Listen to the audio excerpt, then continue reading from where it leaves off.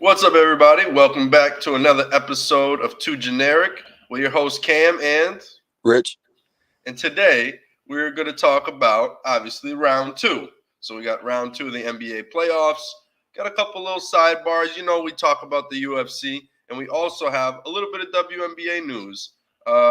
Actually, a lot of WNBA things to talk about. The season's about to start, and a piece of me feels a little more excited about the WNBA than the NBA. I feel like we've been getting the NBA for so long. I kind of know what I'm expecting. I'm expecting games. I'm expecting storylines. But with the WNBA, I don't know what's going to happen. But we're going to make some predictions. And let's see, by the end of the year, if me and Rich or both of us are right about some things. Yep. So what do you want to start on? Do you want to start off on the top with some WNBA, talk a little UFC? Let's start off with the UFC since it was last night. All right, so let's start off a little bit of the UFC. It was a fight night in between some good fights. I think 301 was nice last week. We had a great fight, which was a little controversial with Usyk and Pantoja. It was a good fight, and now we have an up and comer in that weight class, Usyk, to root for. And these fight nights are a good opportunity to find the next up-and-coming stars. They're not there yet, but it's fun. You find guys to root for. Chase Hooper fought last night on the prelim. I mean, he's been a prelim fighter for, 10 years now? 10 years, yeah. He's young as hell, too. I mean, is he still young? I feel like he has the Tatum treatment where they're like, he's still 19. Yeah, let me see how old he is. He is Chase Hooper. 24. 20. He's still 24, and he fought his first fight in the UFC was UFC 245. That was December 14th, 2019. Wow. You know what it is? It's probably COVID. Right. COVID just feels like such a long time that when Chase Hooper actually came out and debuted, it was before. Yeah, now there were all these things going on in life. And then we come back and we're like, Chase Hooper's old. He's never going to break through. He's 24. Yep. That's crazy. He's younger than Tatum. He's 24. 24. He's 24. And he's been great since he went up in the weight class from featherweight to lightweight. He's been even. I don't think he's lost since he moved up to lightweight. No, I don't think he has either. And Borschev, he's not a slouch. Good fighter. He never looks like a bum. I'll say that. Like, he doesn't win these fights against the good guys. But last night he looked like a bum, though. He did? He got knocked down in the first round by Chase Hooper. I think that's got to be Hooper's first knockdown in the UFC. And then Hooper usually doesn't do too much. He had the choke on him in the second round, and it didn't look like he tapped, but the ref said he tapped. Oh, really? Yeah. Because he immediately protested it. Oh, shit. But, I mean, Hooper was killing him. I mean, he was up. He might have 10-8'd him in that first round. But, I mean, and he outstruck him in total 129-2. So it was complete dominance from Chase Hooper, but it didn't seem like he tapped. Oh, my God. He had the egg on his head? Huge hematoma on the right side of his head. Not like Joanna Jędrzejczyk, but bad enough. Yeah, it was not pretty. Because Hooper had that knockdown in the first round, and it was just dominance from then on out. What did he have him in, like that buggy choke or whatever? The Darce choke. Darce choke? But he didn't tap.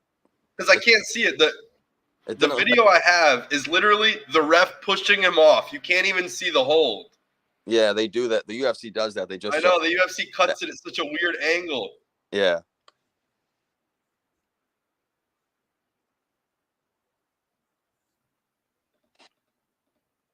Yeah, it was a weird way to end the fight. It is. Oh yeah, fucking Hooper dropped him. At least I found this clip. Here, I'll post it. Yeah, he's even improved upon his striking too, because he was more of just a wrestler and a grappler, and now he's improved upon the striking. Here we go. And you definitely need striking in the lightweight division. Right. That's when it really starts to matter. That's where Drops him with the overhand left. Yeah, Look at the head placement. That was perfect. You know, that's drills, that's technique, and that's, I don't know, practice, preparation to that's know great. that his head's going to be there, because you don't just drop it and throw that left like that if you don't know he's going to be there. Right, and that's great reach too from Hooper. Oh, yeah, great reach and the level change. Yep. Drops down a little low. Looks like a low shot, or potentially he's going in to spear him, take him down. But no, comes upstairs. Boom. And after that, it was just complete dominance from Hooper from the first Yeah. round to the ref stopped it. I wonder if I switch tabs, does it switch with it? No? No, I still see. It stays on this one. Okay. Yeah. So then I got some other highlights from the UFC last night. We could share this tab. We'll do it after. I actually don't want to. We'll go step by step, fight by fight. But any fight was before the Hooper fight. The McKinney fight was actually before the Chase Hooper. That's actually what I was on to something, and then I doubted it. Yeah, it was one before.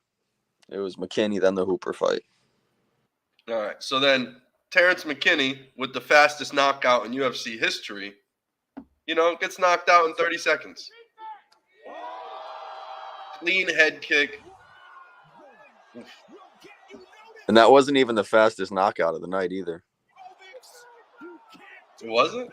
No, Carlos Ulberg knocked out Alonzo Menafield in 12 seconds. That was like it was the third fight. I knew that fight was gonna go bad when I seen their stand up, their face off. Yeah, Ulberg is nasty. And he's finished 5 or 6 straight fights now. Yeah, but it's not even about like just him being nasty. It was a size disadvantage. Like, he looked so much bigger than Menfield. But also Menafield fought like an idiot. He ran at him. He just charged after him, and then Ulberg just started. I didn't understand why he was. I didn't understand his game plan. Look at, he just starts firing off him, and then he off balance. Oh shit! Yeah, he fought like an idiot. He did. He tried to bum rush him, and I think because he's shorter. Yeah, that's not a good idea with Carlos Ulberg. Yeah, he probably thought, like, I could bum rush him. Like, I'm just stocky. I got power. Boom. Then he headbutts the cage and then just gets dropped. And that's why I think he's holding his head after, because I bet you he hit his head on the cage just as hard as he got hit. He didn't know what the hell happened. Yeah, that's why he's holding his face. He headbutted the cage. He got slept by the octagon. He got slept by the octagon like that fat lady. Yo, he got beat like the fat lady did. He got knocked out twice. Right, he got knocked out twice. Boom. Knocked out twice in 12 seconds. Yo, he woke up and realized he was in a fight. Right here. This is when he woke up from the look at I'm in a fight. Oh, another sleep. He got knocked out by the cage, and then he woke up to Carlos Ulberg punching him in the face. I would not want to wake up to Carlos Ulberg punch me in my face. So that was kind of crazy. Yeah.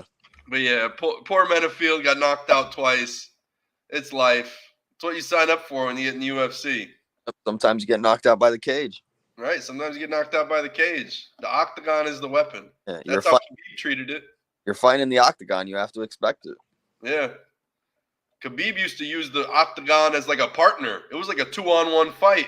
He would bum rush you, push you up against the cage, and then just take you down slowly, press you against the cage, hit you with some elbows, some punches, and then you're out. And Menafield did the opposite. And Menafield did the opposite. He ran himself into the cage and got himself knocked out. He lost, yeah. Fighting the cage usually doesn't work out too well. Yeah, you usually don't fight the cage. It's put together very well with drills and screws and Allen wrenches. You don't want to fight the cage. And usually you know who you're going to face like months in advance, or at least weeks in advance. Mm-hmm. He must have thought it was the cage instead of Carlos Ulberg. He didn't prepare properly for the cage. Yeah, that was not a good idea. No. I know I'd never fight the cage. After watching that. Right. No. Now we know. Now we know. Thing is, I might have fought the cage. I might have Oh, fought. your girl Ritchie won last night too. Yep. She had less strikes, but she was just had the control time. Yeah, the second and the third round because Torres or now it's Pennington. Pennington was teeing off on her in the first round. Yeah. She was killing her as far as striking on the feet because she's such a good kickboxer. Mm-hmm. But then Ritchie just kind of controlled her. It was a really boring fight, but she had a bunch of control time in the second and third round, just holding her up against the fence. I only think she had one takedown too. Yeah. Didn't really have her on the ground for that long either, but Mm-hmm. yeah, it was just the control time for her. Yeah, she owned the clinch and owned that type of stuff. Yep. But I mean, that's what I'm saying. Even like I was saying with Khabib, take him to the fence. You hold him there. You look like you're in control. You look like you're winning. The guy can't go nowhere. He's between a rock and a hard place. Yeah, she had her up against the fence for a lot of the fight. So that was the prelim. The Sean Woodson fight. Like I said, I didn't get to watch too much of this because I was dealing with my cat. We'll talk about that after the UFC fight. We'll do a Sunny segment. He's in a contract year and he's hurt, so we got to talk about it. He's faking an injury. He's like Zion faking a hammy. He wants millions of dollars. He does. He's living. The Sean Woodson Caceres fight. How was it? I was expecting that to be like the fight of the year type thing. Yeah, no, it was good, clean striking from Sean Woodson, like it always is. And I thought it was I thought he won at least 2 rounds. It was nothing special, nothing crazy, but yeah, it was clean striking from Sean Woodson. But I think they gave fight of the night to Billy Ray Goff and Trey Waters on the prelims, and they were going crazy. It looked like the fight was going to be over. They were exhausted by the second round, but it was a really good fight. I thought Goff won the fight, but they gave it to Waters, and I think they gave fight of the night to those 2 guys. Wow. That was the third fight of the night. But yeah, the Woodson fight was good. It looks like Goff should have won that. He had more strikes in 12-1 takedowns. Yeah, I thought he had him hurt on a couple occasions too. Yeah, the numbers look rough on this. Like he beat him by 30 strikes in 11 takedowns. Right. Yeah. I thought he had him. I don't know. Yeah. I thought he took at least 2 out of the 3 rounds. But then the Diego Ferreira fight versus this Rebecca guy, you got to see Rebecca's face after this fight. Oh, I seen it. Looked crazy. I seen it. I showed Christina, and then she was like, oh. I was like, this is what the guy looked like after the UFC fight. And Rebecca had knocked him down in the first round too. I made a joke and I said, you should see the other guy. Yep. But no, he looks the worst. Yeah. But yeah, that was a good fight. And Rebecca had him hurt in the first round, and then Ferreira came back second on. The Joaquin Buckley fight was pretty good. He dominated him. He had a lot of control time. We talked about that for a while, the 6'2" club. Yep. So I guess having all those 6'2" guys come into the gym worked. It did. That was the best marketing ever. Yep. Like I wish I could have watched the fight live. I'll have to go back and watch it because I really was hyped for it. I can't lie. I was hyped. And then he was calling out Conor McGregor after the fight too. In the post. Yeah, he was calling McGregor's dad a hoe, his grandfather a hoe, his great grandfather a hoe. Oh, he's doing the Kendrick beef. Yeah, I don't know I hate the way you walk, the way they talk, the way that you dress. It was stupid though. It was the worst call out. He said, "Screw your grandpa. Now you can't come for the Irish." No, he was calling them all hoes. I didn't know what he was going with. No, but I'm saying the Irish fans aren't gonna fuck with Buckley no more. Right. Because the Irish fans ride hard. And the second you make an enemy with them, it's a wrap. He's going to get booed. The next time he gets in a ring, if it's anywhere like in Europe or something, he's getting booed. Or obviously against like an Irish fighter. But. Yeah, and Buckley said he'd be the backup. Yo, Buckley and Gary. Yeah, that's what everyone was saying. It was like you had the perfect opportunity to call out some of these welterweights, Rachmanov and Ian Gary, all these other guys. Yeah. And then he said when they were interviewing him with the media thing, he said Gilbert Burns. He'd like to fight Gilbert Burns. Well, at least Gilbert Burns would finally get a win. Because I don't know where Buckley's ranked somewhere. He's ranked 11th maybe, and Burns is probably somewhere around the top 5. So it makes sense. Yeah. It could And be a then good fight for Buckley. I think Buckley would lose that one. Gilbert Burns, I think, is just too tactical, too skilled, a better wrestler than Buckley. yeah, and Gilbert Burns is fine wrestling all 15 minutes. Yeah. Or if it's a main event, all 25 minutes. He doesn't really. Right. But dang, I wish I could have seen that. I Yeah, can't pronounce the other fighter's name. Nursultan Ruzibev, sounds like it. which I'm guessing it is, but Yeah, close enough. close enough. It sounded good. Yeah. And then the Derek Lewis fight didn't disappoint. It didn't? Usually never disappoints. He had a lot of control time through the first 2 rounds. He almost had him with a rear naked choke with like the final minute and a half in the second round. Yeah. And then Lewis just hit him with the right in the side of his head, and that was the beginning of the end. Yeah, I seen the knockout. The Yeah. Then he took off his shorts, and then he started fanning Nascimento with his shorts while he was on the ground being tended to by like all the by his coaches and the cut man. He was waving him, like fanning him with the shorts, and then he was doing this. He threw his gloves into the crowd, and he mooned the crowd. Yeah, then he mooned the crowd. He threw his cup at one of the media guys, and then one of the media guys got the cup signed by Derek Lewis and Dana White, which is gross. It was crazy. He got the cup signed by Derek White. By Derek Lewis and Dana White. I mean Derek White. I'm thinking about the NBA. It's round 2. Sorry. Yeah, so we got it signed by Derek Lewis and Dana White. He mooned the crowd. Oh my God, he really fucking dropped that dude though with the right. The side of the head. Just side of the head. The way his feet were dancing, you know you got slept once you get hit like that. Yeah, he was doing the chicken dance. He was looking like Kevin Lee. Yep. The chicken dance. Hold on. I'm trying to find where he took his gloves off. He's laying on his back. Yeah. Oh, yep. He took his cup out. And he started fanning him with the shorts. I can't find him with the fan. He did it immediately after. Oh, yeah. All-timer by Derek Lewis. Took off his shorts. Oh, my God. Here we go. I finally got it. People, be prepared. Wildly disrespectful. All right, let me start it from the top. Oh, the shorts indeed. He starts fanning him with the shorts. Get him some air. Yeah.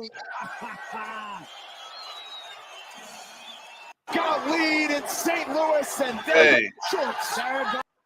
His balls was hot. Balls was hot. This is what it is.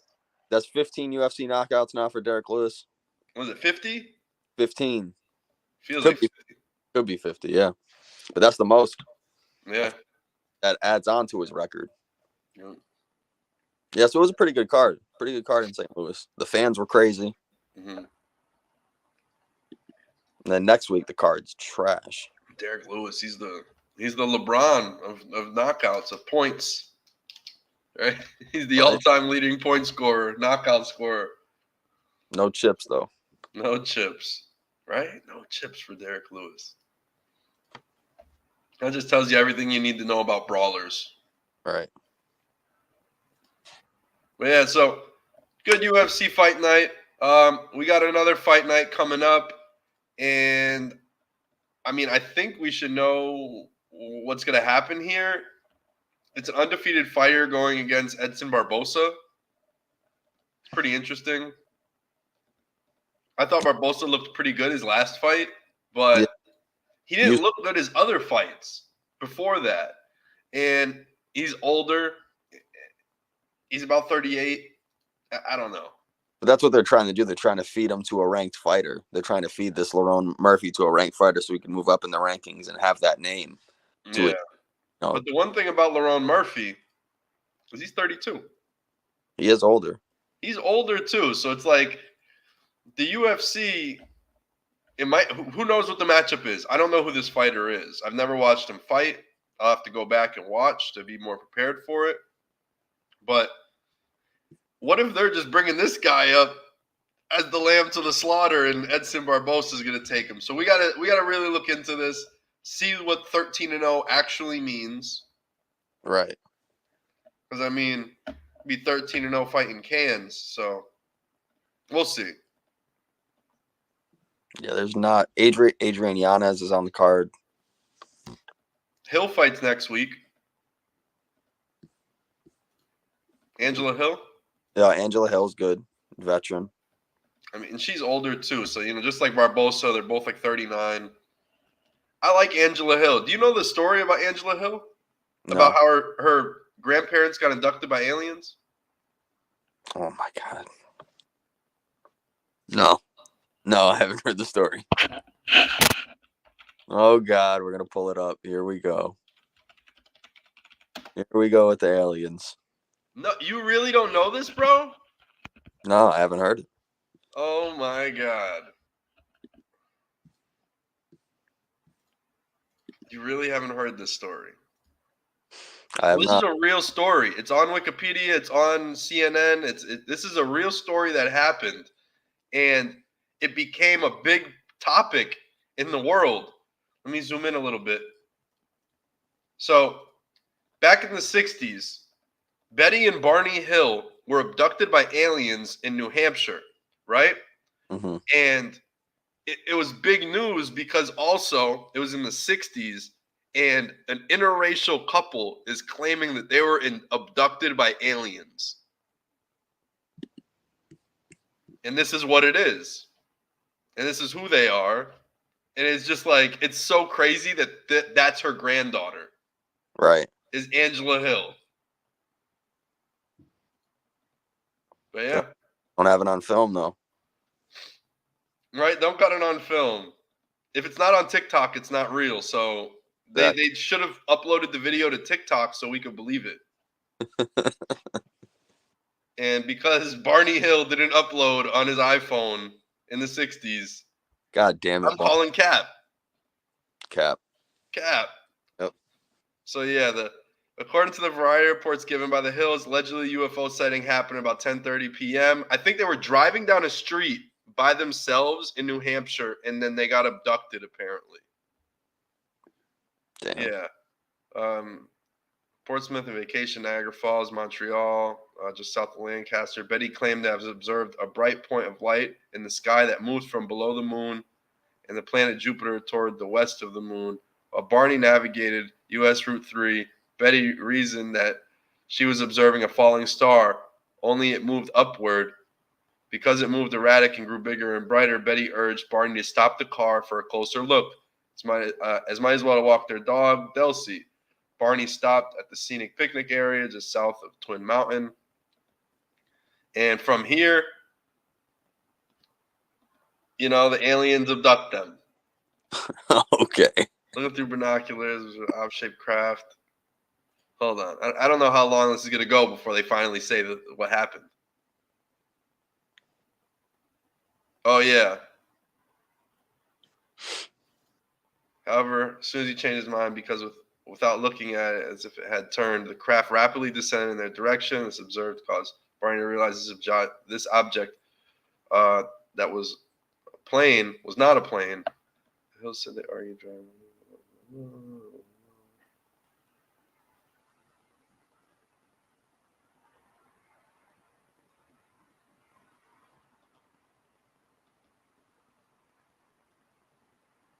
Oh, yeah, here we go.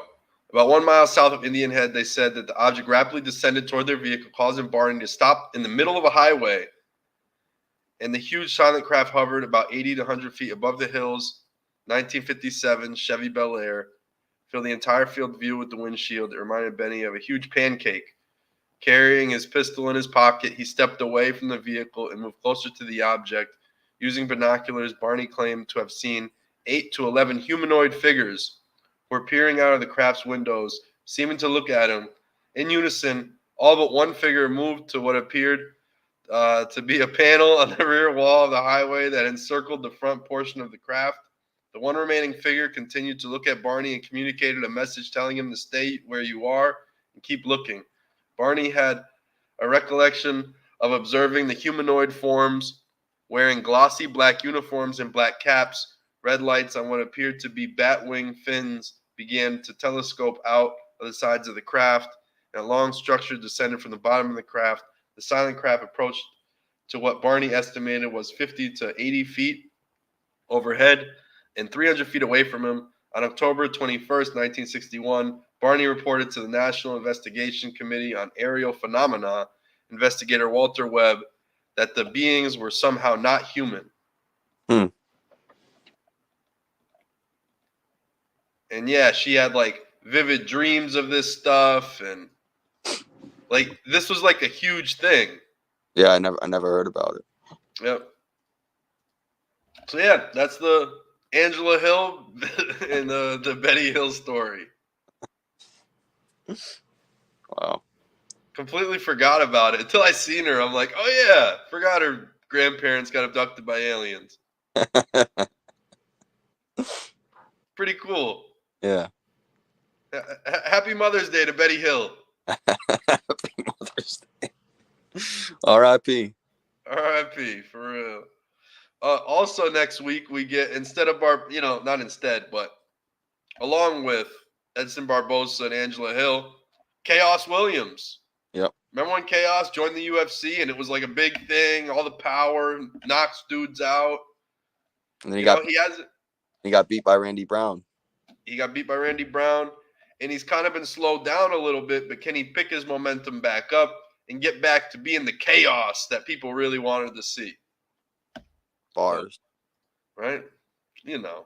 The wordplay is crazy. It really is. Really is. And I'll die on that hill. Woo! Take sip.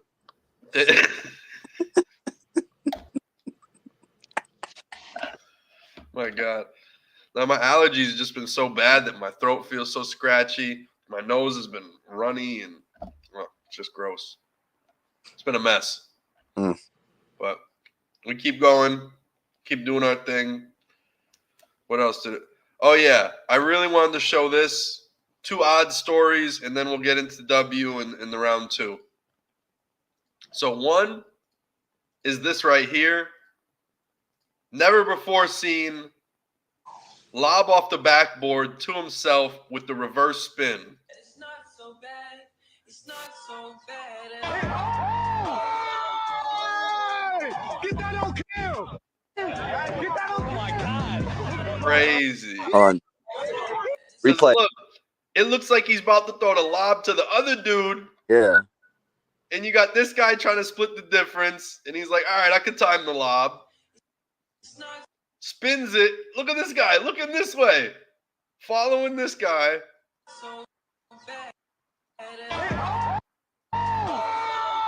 Crazy. Get that on kill! Yeah.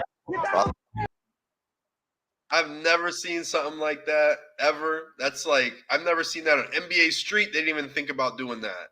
Right. Yeah, Like, that was something else. I've never seen nobody throw this reverse spin off the glass back to themselves like that. Had to shout it out. I thought that was crazy. Yeah, that was different. Right? Like, did that just blow your mind on what could happen on a basketball court? I feel like I don't usually get surprised by things. Because I expected there was like 2 other scenarios that I thought were going to happen before that. So my brain couldn't even process it at first. Yeah. I've never seen that outcome before on a court. Like, typically, even crazy moves, I've been like, oh, yeah, I remember I've seen that before. That's crazy. That's dope. That's hard. That's hard to do. Yeah. It's difficult. But, like, that I've never seen before at all. Yeah. So, hopefully, someone breaks that out. Somebody sees that and breaks it out in a game, dunk contest, something. Yeah. That was different. Yeah. So, oh yeah, Sonny's out for the season. He is a contract year, and I was really worried about him. And he thought he was going to get a max deal. And right now, I mean, he might be down there with a torn ACL, and teams aren't going to want to sign him for that. It just is what it is. You know, you have to be available, and availability is the best ability. And if he's just going to be hurt, and you never know, like a bursty, high energy, quick twitch athlete. Yeah. he's like a Derrick Rose type. So if his knee's gone, there goes his career. You know, these little quick guards. Yeah, I mean, once they lose their knees. I was gonna say, I mean, even after he comes back, you know, whether that be, you know, 4 to 6 months from now, a year from now, you don't know if he's gonna be the same player. You don't know if he's gonna be the same explosive player. And, you know, a lot of Sonny's best talent is probably his athleticism. It's that first step. Yeah, it's that burst of speed, and it's like if you don't have that, you know, that's most of his game. Most of his How game. is he going to get by his defender if he loses that half a step? And that's what we worry about with Sonny. Yeah, most of his game is speed and agility and this athleticism, and it's just you got to question: is he going to be the same player? Right. We've seen Westbrook come off of ACL injuries. Yeah, and we don't even know when he's going to come back. You know, he's obviously never had this ACL injury before. No.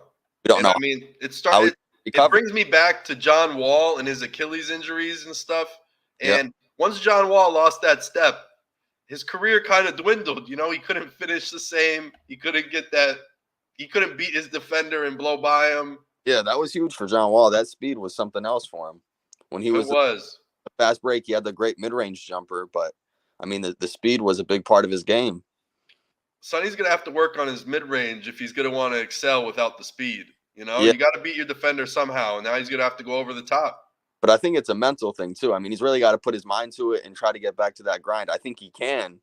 I think Sonny's got the talent, but we got to see if he has the mental fortitude to actually get back into it.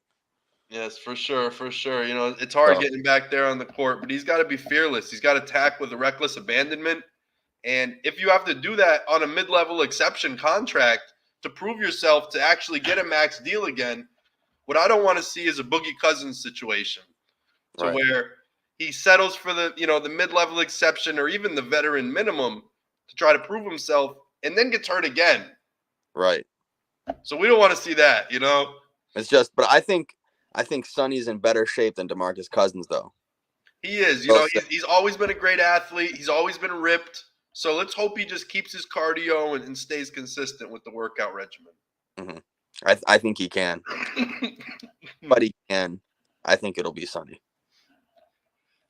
Me too. So good luck, Sonny, in this new contract situation. Hopefully he's good. He's a free agent, so we'll see where he signs, and let's see what teams have the cap space. I mean, there's a few teams in California. We'll see if he remains there. He's got 4 or 5 options: Lakers, Clippers, Kings, Warriors. We'll see. I would say the Warriors are pretty filled up on guards right now. If Pods wasn't there, I think Sonny could have been a good option. But great pickup. The Pods. The Kings have guards. They got Fox. They got Monk. They got Kevin Huerter. Well, no, I think they could have used Sonny in the playoffs. I mean, they lost Monk. They lost Huerter. Yeah, they had Keon Ellis out there. Sonny's better than Keon Ellis. Yeah, I think he's better than Davion Mitchell too. Don't you think? He's got more size. He does. He's got way more size to throw at the defender. Way more length. He's quicker, obviously. Way quicker. Cat-like reflexes, some would say.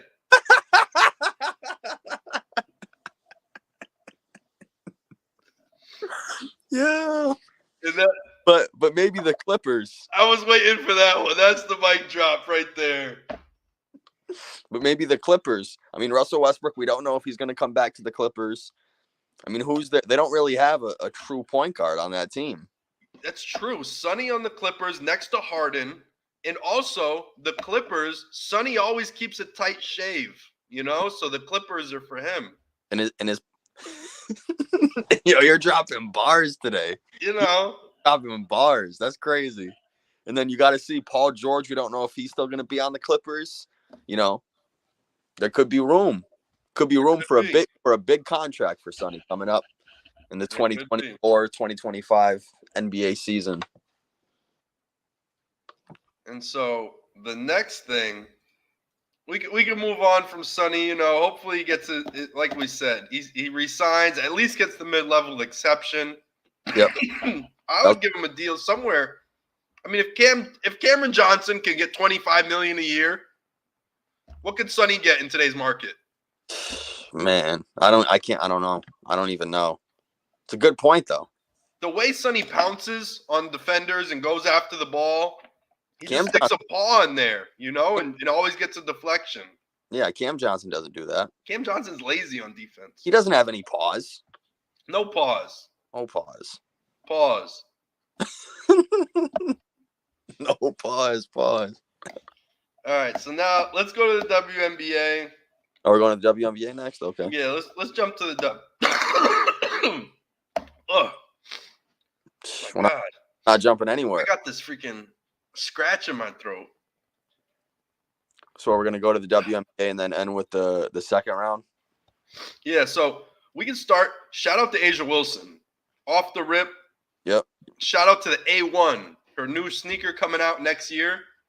I wish they would have just dropped it with the season. I think it's kind of goofy to do this whole song and dance, and it feels like you're just trying to get – because the spotlight's on Caitlin Clark. This is her season, right? Yeah. And for Asia Wilson to announce, starting next season, I'll have a shoe. Yep. It's kind of goofy. I think it's long overdue, too. It's long overdue for one. That's why I'm saying – either you drop the shoe with the announcement, you don't wait an entire year. By the time Caitlin Clark's going to take over, she's going to be more popular than Asia Wilson, and we don't know how good Caitlin Clark could really be in the W. Right.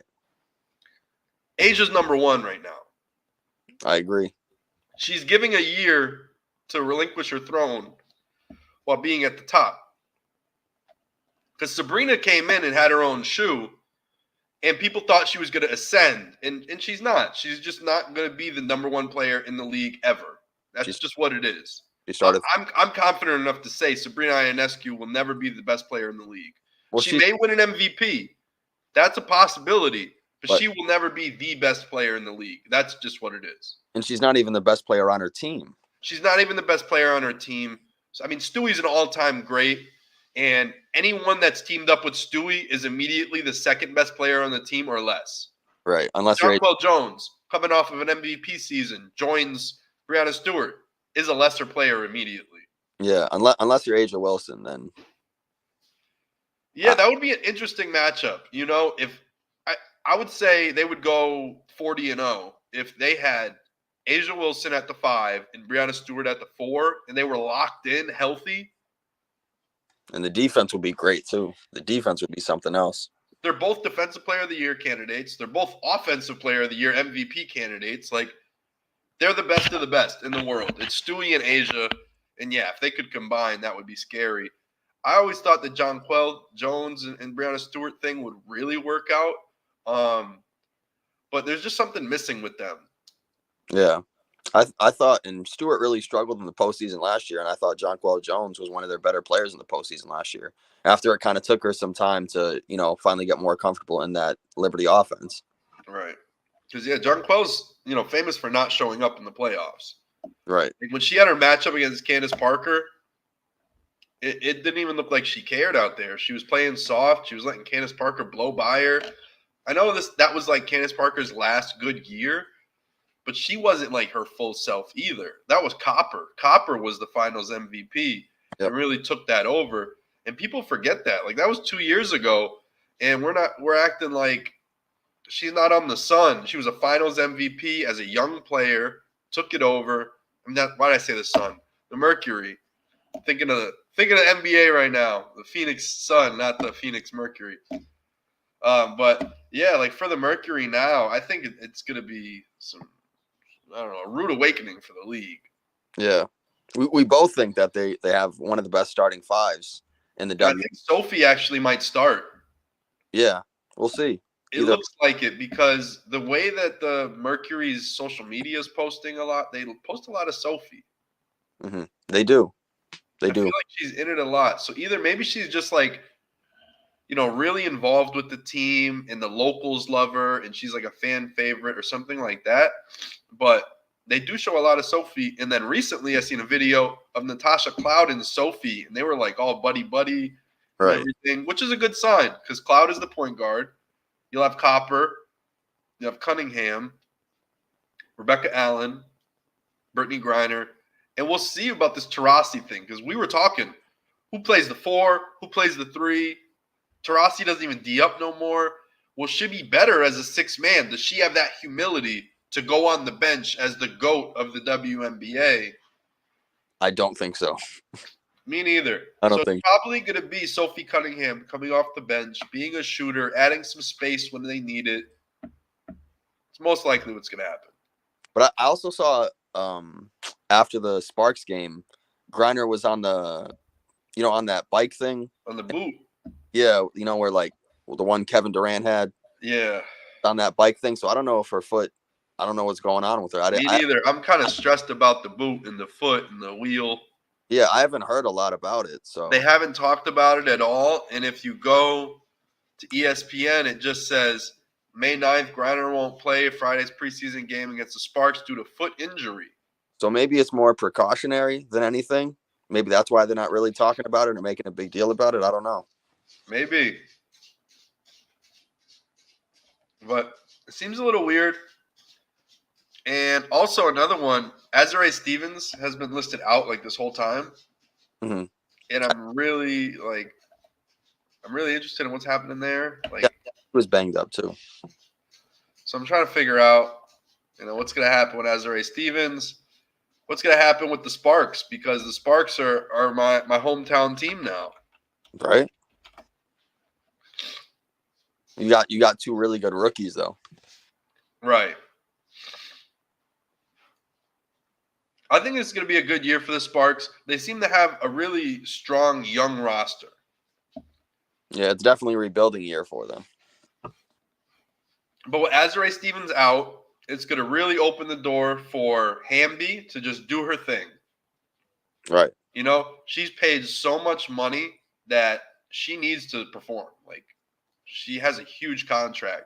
I get why the Aces were a little salty about her pregnancy and all that. Like, the business side of it is there, but there's also the human side of it that's like they shouldn't have disrespected her and treated her like crap. And she was a 2-time 6 Woman of the Year too. 2-time 6 Woman of the Year. WNBA champ. I think she was an All-Star one of the years. Yeah. While she was 6 woman, 6 man, whatever we call it. 6th player of the year, I think is the actual name. 6th player, because the W likes to be inclusive. Right. Because there's trans players and stuff like Lasia Clarendon. So it's 6th player of the year now. I can't believe they tried to play Tierra McCowan and Kalani Brown this week. Yeah, that was crazy. And for that dude to go, the girl, blah, blah, blah, I'm 6'6". You're still smaller than them. It doesn't matter if you're 6'6". Yeah, that was crazy. You're still a mismatch. If Tierra McCowan calls for the mismatch on the block, you're a mismatch. Yep. That was you're crazy. 6'6", but you're not as tall. You're Azare Stevens. You're Jonquel Jones. But you're not Kalani Brown or Tierra McCowan. Right. So I don't know what that guy was talking about, but he needs to come correct when he's talking about the wings. Especially Tierra McCowan. Especially Tierra McCowan. Tierra McCowan got my heart. She's in there beasting. So what predictions are we going to start off with? All right, well, I guess I could say I'm switching my preseason pick. And now I have an official pick. And I'm going with the Storm. Oh, so we're starting off with what, standings? Or who's going to win the championship?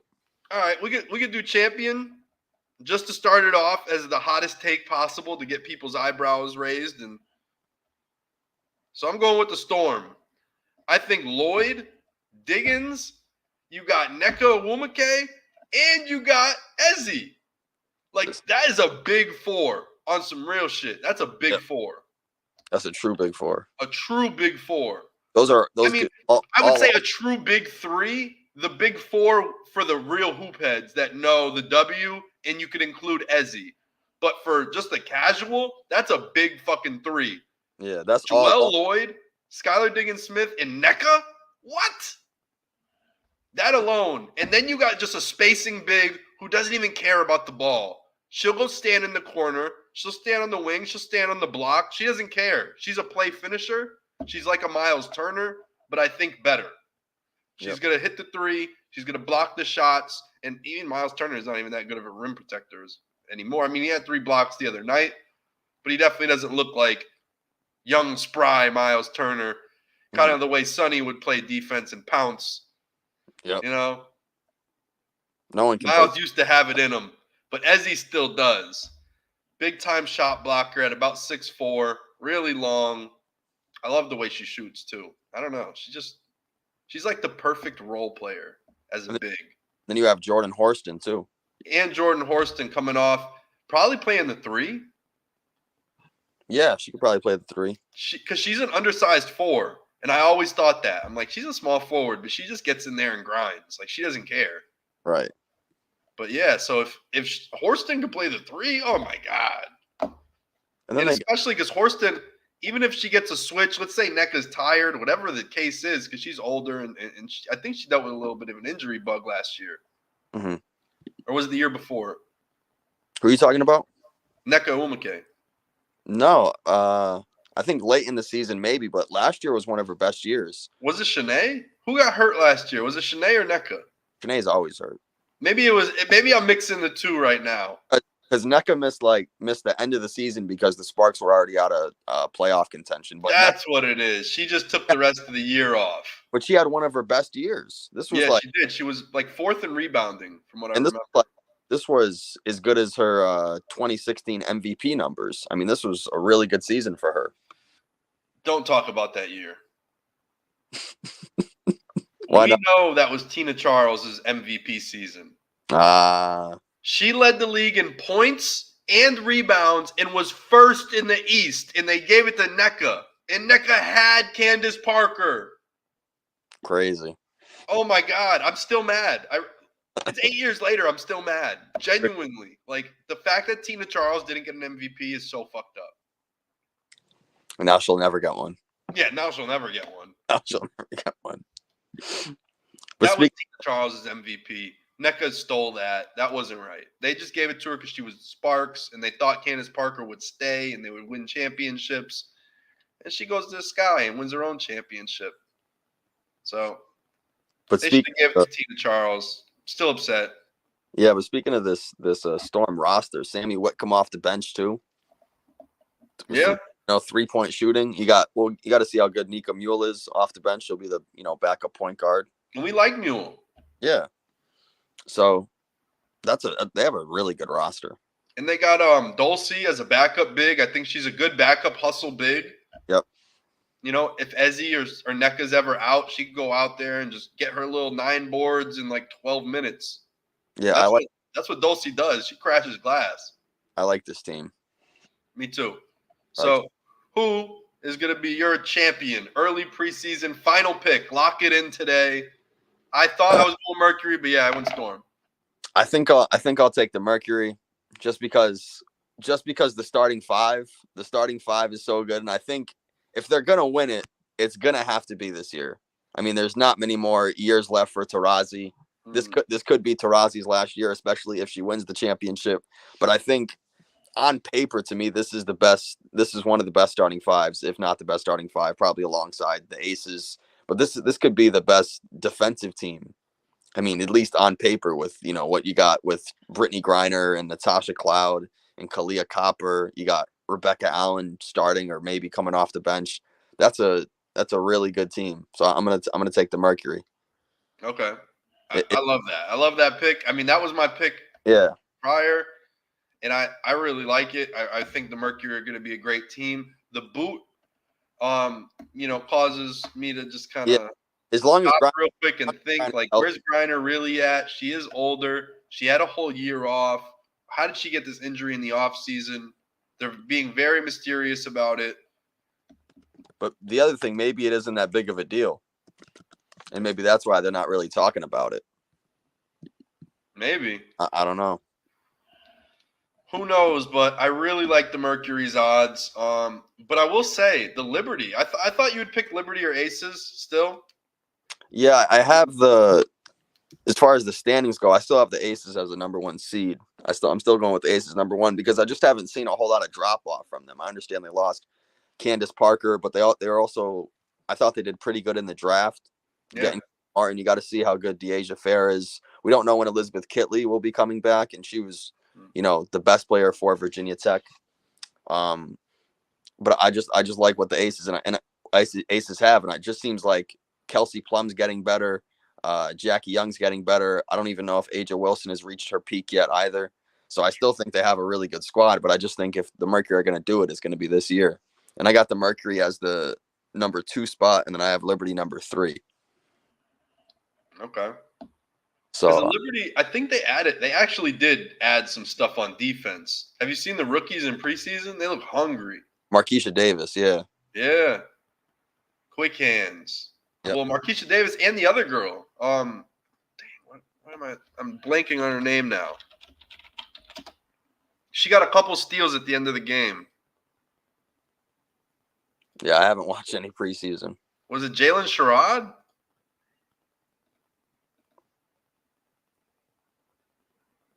Yeah, I think it was Jalen Sherrod.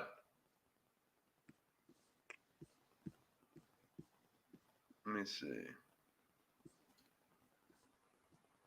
Yeah, it was her. 100% was her. She got a couple quick steals, finished in transition, and she's quick. She looked like she had some good lateral speed, and that's what they were missing. I kept saying it. They were slow. The Liberty were slow as hell. Vandersloot, slow, you know? And like old. Ionescu, not the fastest defender. Stewie looked a little slow last year, as we said. It wasn't her best performance. Jonquel, Struggled. not the fastest on defense anymore. You know, all of them just seem to be slowing down. Kayla Thornton's getting older. Benijah Laney is the only one who actually is still like super athletic and in her peak of her powers. So yeah, I think she can get better. She just seems like she's improving too. yeah, so Laney's looking great. She's gonna be fine. Thornton's a little older. Sloot, everyone got a little older, and they already kind of looked slow last year. So I worry about them against the Liberty. I think that's their biggest problem, is because the Liberty are just the best and most complete team. You need a super crazy matchup. You need luck. You need maybe a little injury luck too on the other side. Like, it's going to be hard to beat the Aces. And the Liberty look like on paper to be the best matchup, and they look like they got a little faster, which is important. Right. But the Storm are a new beast. They don't know how to beat them yet. Those two type of guards, Lloyd and Diggins, they're buckets. They're buckets. And that means Gray has to play defense. That means Plum has to play defense. You know? Right. Like, it's not just, Asia, bail us out. You got this. We're going to play tough team defense. We'll be physical. No. Lloyd's going to space you out. She's going to put you on an island, and she's going to make you look like a clown. Skylar Diggins is going to drive, slash, and cut and mess your defense up and have your rotations all messed up. Like, that's the type of thing that they get done. So we'll see. I'm picking the Storm. I know I should never bet against the Aces, but it's too easy to just say the Aces. Right. Yeah, it really is. And I'd rather talk about some teams that are trying to win. They aren't trying to tank. They aren't saying, "Oh, we didn't get Caitlin Clark. We're not going to beat the Aces. This thing's done. We'll just tank. We'll wait 6 years. We'll get our picks, and hopefully the next star comes up and we get lucky." But no, they didn't take their ball and go home. They stayed on the court and they want to play. So shout out to the Storm. Plus, if they hold it down and really put Seattle on the map, let's get the Supersonics back. For sure. Expansion got announced. The Bay Area is getting their team. Toronto's getting their team. So we're going up from 12 to 14 teams. And if the WNBA is expanding, we know the NBA already is too. We know what it is. You know, they've been talking about it for a while. And it could be Seattle maybe gets their team back. So hopefully the Storm, bust some ass, get the basketball juices flowing in the city, and we see the Supersonics again. Because I love the Supersonics jerseys. Yeah. I don't know. It's not like I have too much attachment to the team, but I always like the jerseys and stuff. And I remember KD. KD was one of them, like, the earlier years of basketball where I fully remember it. Yeah, I got the KD Supersonics jersey. Right, you got the KD Supersonics jersey.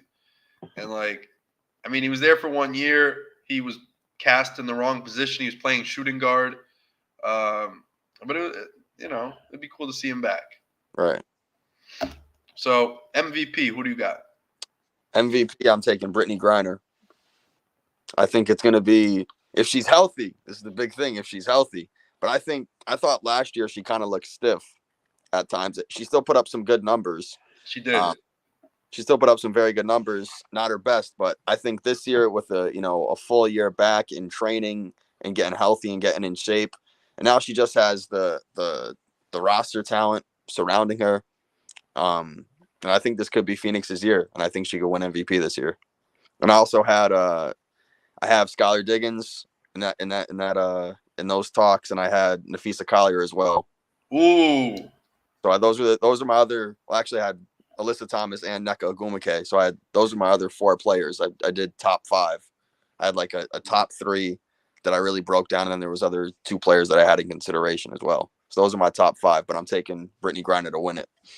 Okay, I'm picking Asia Wilson to win MVP.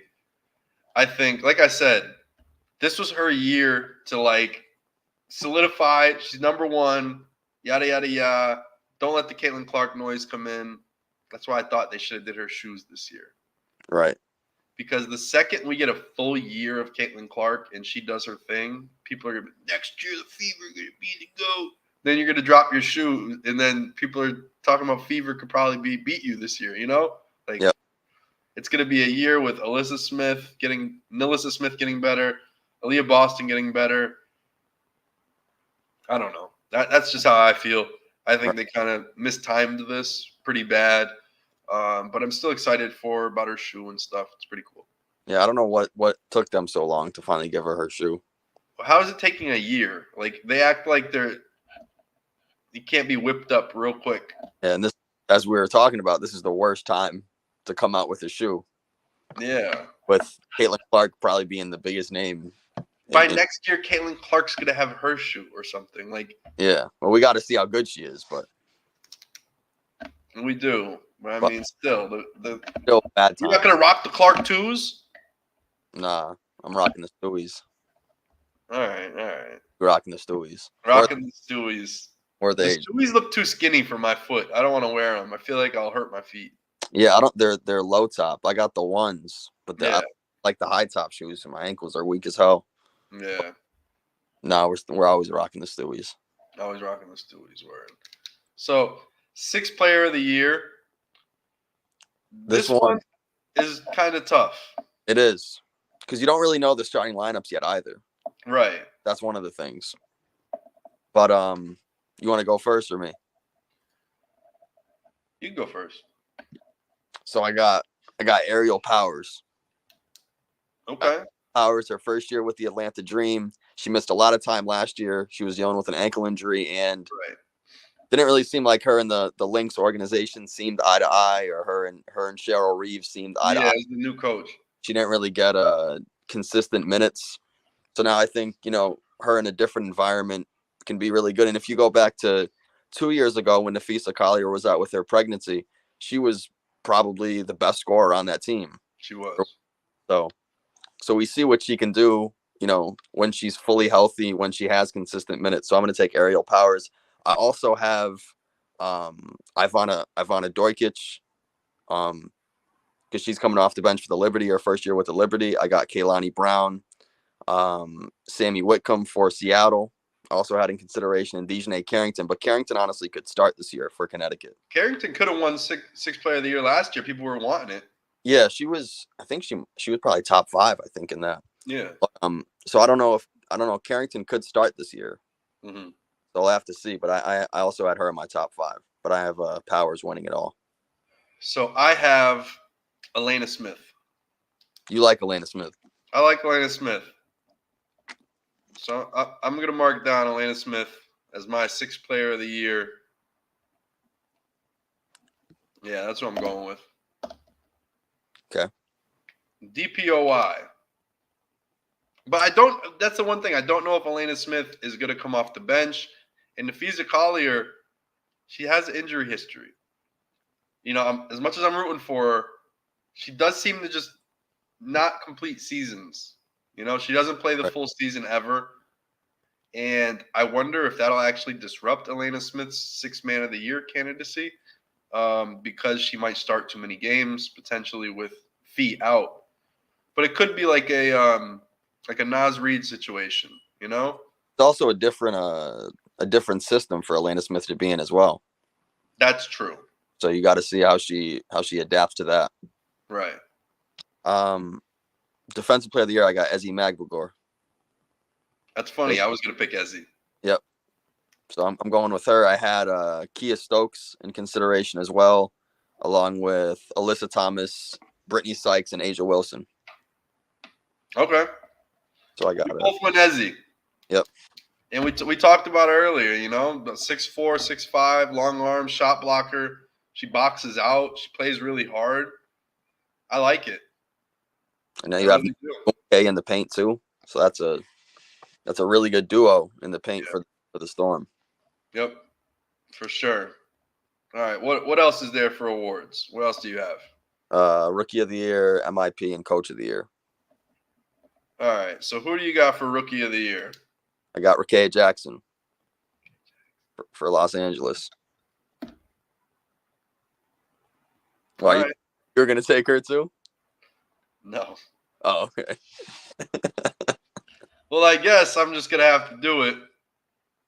Caitlin Clark. Oh boy.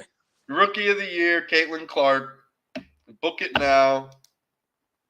Is that easy? CC. Yeah, oh yeah, it's that easy. This is almost like a Wemby slam dunk. Okay. It's just so simple, and it's just what it is. I mean, it's the storyline. If she doesn't get hurt, she's winning it. Straight up. All right. I do like the Rickea Jackson pick. I think it's a good pick. And it's actually funny because Cameron Brink was drafted before Rickea Jackson. Yeah, I think Brink is going to have a really good rookie year too. I had Brink in consideration, but I like Rickea Jackson. Yeah. I think Brink doesn't produce stats the way Rickea could in the league. We'll have to see the way she boxes out and stuff, but it doesn't look like she's got the size to rebound yet. Yeah, and it just seems like Rickea Jackson's game translates well from college basketball to the WNBA, which is why I picked her. And I really like their small three. They have like a young core right now. Zaya Cook. Yep.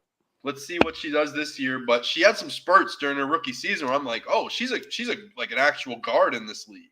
And she'll be getting more minutes too. Yeah, she'll be getting more minutes. She can score. So you got a young Cook, you got young Rickea Jackson and Brink.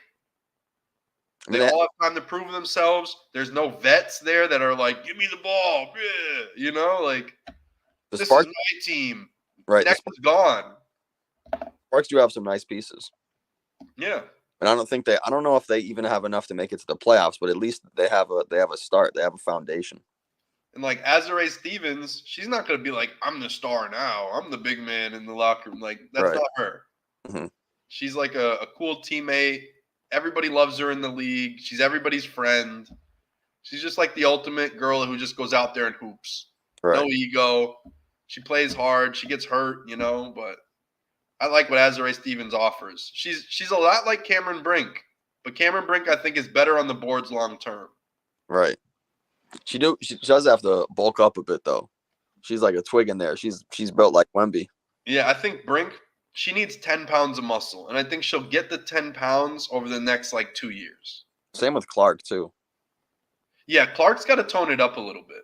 Right. You know, she's got a good build. She's 6 feet. She's kind of just average. But, yeah, she needs to, lock in. Mm-hmm. If she was built like Jackie Young, she needs to start doing some traps. Or look at Kelsey. Right. See Kelsey Plum shoulders now? Yeah. Getting bigger and bigger every year. Yeah. Out. Well, I mean, she was married to an NFL player, so I'm guessing when he goes and lifts, he's like, yo, babe, come lift too. You're a professional player.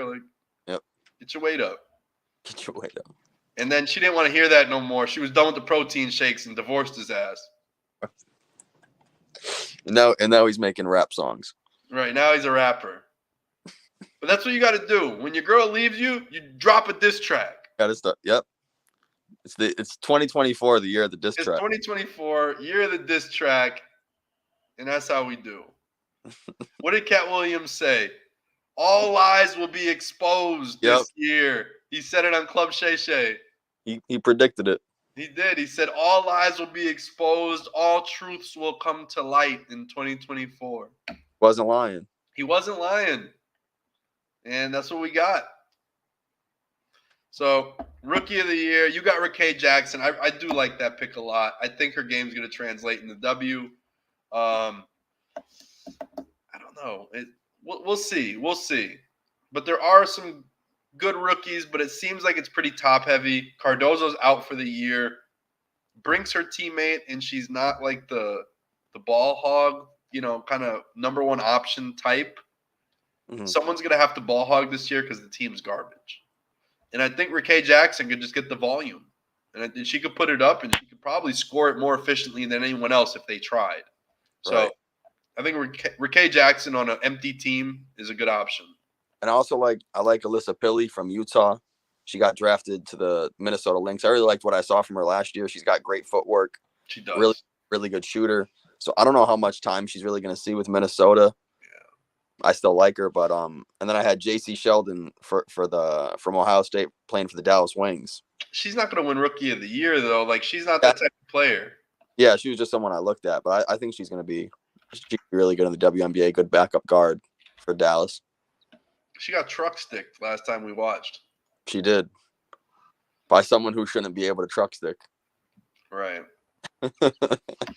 She's got to get her weight up. She got to bulk up too. Yeah, if J.C. Sheldon wants to be a defender and a hustle girl, you either got to get faster or stronger or both. She can get buckets, though. She can get buckets in college at Ohio State. Yeah. We'll see what she does, in the league. Right. But this Lynx roster, so with you saying Peely at center, because I think she's a center in the league. Mm-hmm. It's a space and pace league. I know she's got her footwork and everything, but yeah, she should be a 5. Yeah, but I think probably the third or fourth option on that team right now. And you got to think, like, you got Dorka Juhas. Yeah. Even Sika Kohn coming from the Sky from last year. You got Elena Smith. Do they have Bridget Carlton too? And Bridget Carlton, yeah. So they got bigs, like I wonder if Peely's just going to get lost in the shuffle, and I think that's probably what's going to happen. Right. But she's tough. She is. She's got that eyebrow ring. She looks scary. That eyebrow, yeah. I had to throw that in there. But yeah, with Cardozo out, Angel Reese is going to be eaten. Maybe. So what I think is really going to happen is potentially Angel Reese could go to the 4, but mainly you have Elizabeth Williams, and you also have Brianna Turner, and they're both incredible defenders. Brianna Turner might be the worst offensive player I've ever seen, though. Yes. So that's why you have Turner, and then you could have Reese out there at the 4 because Reese is very offensive. At least in the mid-range and lower. Right. Tries to score. So we'll see. We'll see what happened with the Sky. I don't know. I'm not too high on them. No, me neither. I got them finishing 11th. And they finished 11th this year. Most likely that's what's going to happen. I got Mystics as the last place team. Oh yeah, with no Deladon, they're going to struggle. Yep. Right? And I think Austin is hurt. I thought she played the last game. But she was dealing with a hip all preseason. Well, because she hurt it last year. She hurt it last year in that Liberty game. Oh, well, it was still marked, so I thought she was hurt through the summer and stuff. But they do have Brittany Sykes. Brittany Sykes is going to go crazy this year. Yeah. Especially with Natasha Cloud gone too. And if you just look at their team, you got Sykes, Dee Richards. She's good defensively, but Carly Samuelson was out there tweeting, everybody gets cut. You can talk to me. I know about getting cut, blah, blah, blah. I get it. Last year. I get it, but, the only reason why you're not cut is because you're on the Mystics. No, she had her best year last year. She did. She had a good year last year, but there's a reason why she's on the Mystics and no other team picked her up. That's what I'm saying is, she kind of capped out last year. I think she had a career year, and she'll probably never recreate that year last year. So we'll see. Not taking nothing from her. She had a great year, but I don't know. I don't know if it's going up from here. There is going to be some interesting things going on with the guards for the Mystic. Well, who do you think it's going to be? Shatori Walker-Kimbrough? Yeah, she's probably going to start. It's probably her. And, Jade Melbourne, she was a rookie last year. She looked solid, but I think they'll probably start Walker-Kimbrough over her. Going to be her and Sykes. Deladon isn't even on the roster. Yeah, so we don't even know if she'll ever come back to the league. Yeah, you got Dolson, you got Shakira Austin, Ariel Atkins. I wasn't very impressed with her last year. No, she had an off year last year. So bad. Hines Allen, you got players here, they're pieces, but none of them are really going to take you over the top. And then you got Aaliyah Edwards with her coming off her third broken nose. Yep, and you just can't lose a player like Elena Deladon either. Right. Expect to be anywhere near what you thought you were going to be. So what do you think? Could Edwards actually win Rookie of the Year? Yeah, she's going to get a lot of time. She's going to get a lot of. She could start probably. That's what I'm saying. I actually it didn't cross my mind till right now that Aaliyah Edwards is actually in the running for Rookie of the Year. And I think she's built really well. I think she's already in really good shape. She's thick for the WNBA. It's not like the bulk up anymore. I don't know. I thought last year her junior year, her mid-range jumper was really good, and then last year she just kind of lost just about all touch with that mid-range jumper. And I still think she shot great from the field, but I think she still misses way too many layups. And I thought she played really good in the Big East, and the Big East is a really weak conference. And then when she had to go up against, better talent, I thought she struggled. Okay.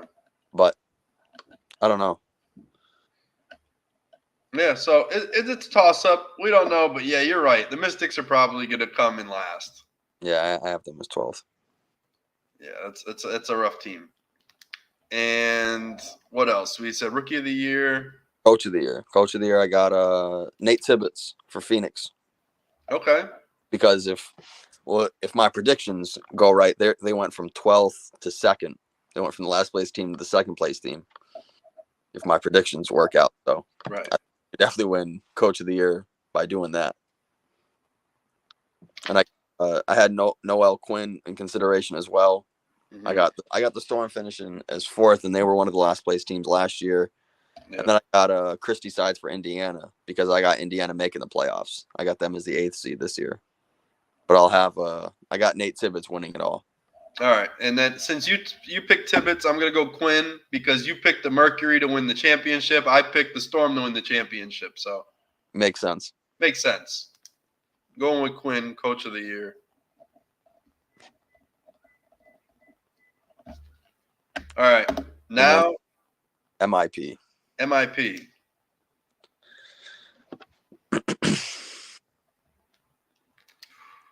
So I got I'm going to take Taisha Harris. Who was last year's MIP? Let me see. It was Satu? Yeah, it was Satu. Yep. She really did go off though. She was an MVP candidate 20 games through the season. Yeah. No, Satu was beasting. I actually bought her card for her rare for Fast Break, and then I found out about her shoulder. People have been buying her card up, so I bought the card for like $35, and I sold it for like $55.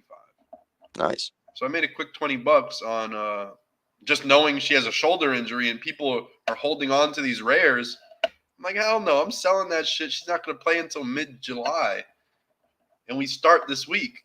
Right. It's a month and a half. So I'll take that 55. I'd rather use it on a player that's going to go up. People are going to start dumping Satu once they realize she's not playing. Then I'll scoop the Satu back up at $30. Then when she gets in, it might go back up. So just playing the game and knowing how it is. It's just fantasy, but owning the pieces instead of, only having a limit roster that you could have. Right. Whatever you want with fast break. MIP. Yeah, I got Taisha Harris. I think she could start for the Sun too. She will. Yeah, so I think it'll be to her benefit. And I thought she played better last year off the bench while Heidemann was starting. I thought she was more efficient in You're the right. shorter amount of time she played. And I also have, we were just talking about Carly Samuelson. I think Samuelson will have more of an opportunity. So I had her in consideration. I see your eyes, but I had her in consideration. She had a career year. She shot 42.6% from three last year. Yeah, she did. She's a sniper. She was lights out. It was lights out from three last year. So I think she's going to have opportunity as well. But I still got Harris ahead of her. I also have Veronica Burton because I think I thought she could start, but I saw she just got waived. Like during this podcast, I seen she got waived. It came across my thing. She got waived. So she was going to be, in my top three, and she played all 40 games last year. So I was thinking, she could be in the starting lineup with Krista Dangerfield not on the team. And I thought, like, her numbers can only go up. She only averaged 2 points. Burton just got waived? Yeah. So I figured her points could only go up only 2.4. Her field goal percentages and the 3-point percentages are really low. So I figured it could only get better from there. I love Burton. I know. Her dad got drafted by the Patriots. Really? Wow. Yeah, Ron Burton. And he used to and her dad, he's the Boston guy. Hold on. No.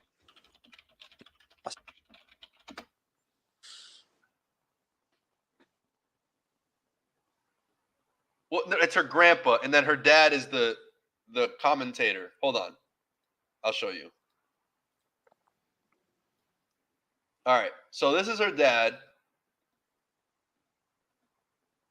And I feel like I don't want to say something stupid, but I feel like him getting drafted or something was historic.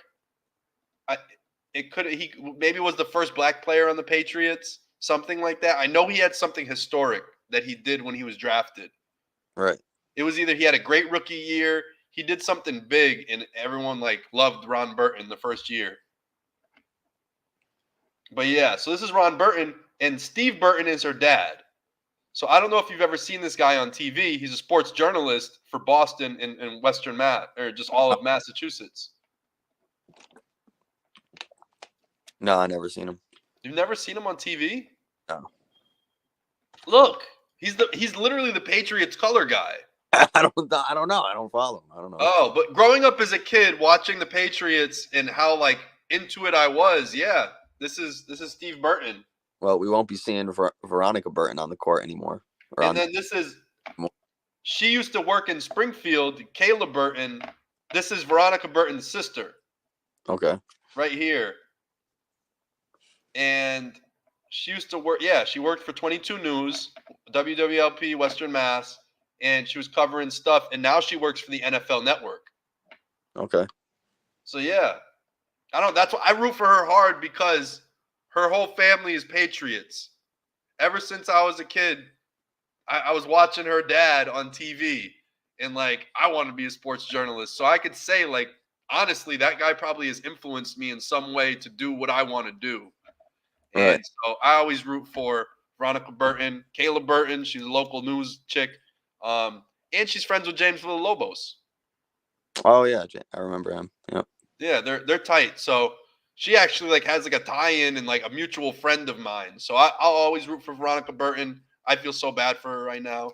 And yeah, I think her grandpa, I believe, was the first black player by the Patriots. So he broke a color barrier. It's historic in a way. It's pretty cool.